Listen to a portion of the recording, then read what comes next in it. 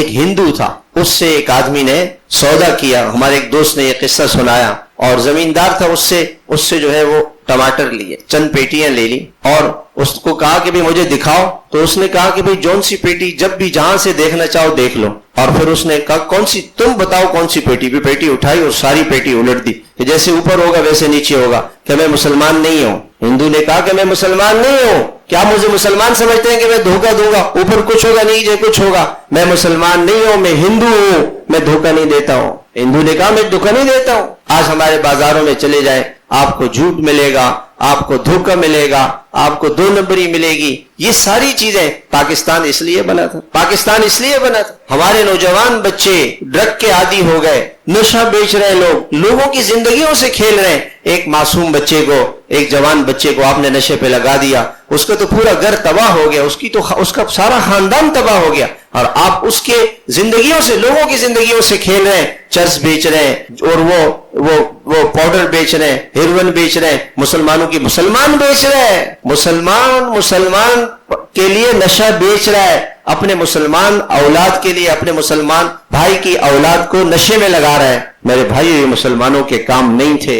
ہم مسلمان ہیں، ہم نے کلمہ پڑھا ہے، ہم اللہ کے بندے ہیں، ہم اللہ کے رسول صلی اللہ علیہ وسلم کے غلام ہیں۔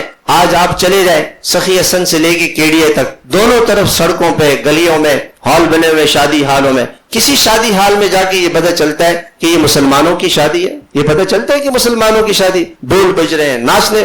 ایسا زمانہ تھا کہ عورت کو کئی دن پہلے شادی سے پردے کے اندر بٹھایا جاتا تھا، اور کوئی محرم بھی، ماں باپ بھی اس کے چہرے کو نہیں دیکھتے تھے کہ اس کے چہرے پہ نور آ جائے، شوہر اس کو جا کے دیکھے گا۔ اور آج لڑکی کو سجا کر کے بٹھایا جاتا ہے، پہلے لڑکی کو سجانے کے لیے بیوٹی پارلر لے کے جاتے ہیں، وہاں نامحرم مرد اس لڑکی کے پر اپنی حوث پوری کرتے ہیں، اور پھر اس کو لا کر کے سجا کر کے بٹھایا جاتا ہے، اور ساری دنیا سے کہتے ہیں اس کے ساتھ فوٹو کھچواؤ۔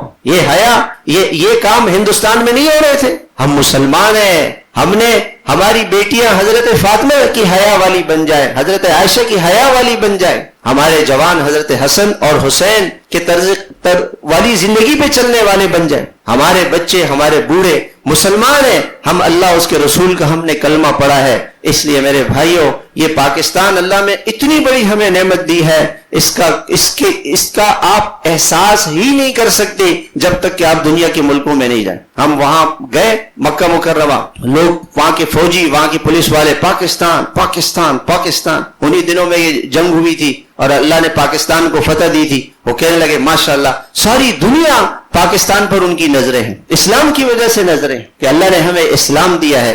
اس لیے میرے بھائیوں، ہم اللہ کی اس نعمت کی قدر کریں، اپنی زندگیوں میں اسلام لے کر آئیں۔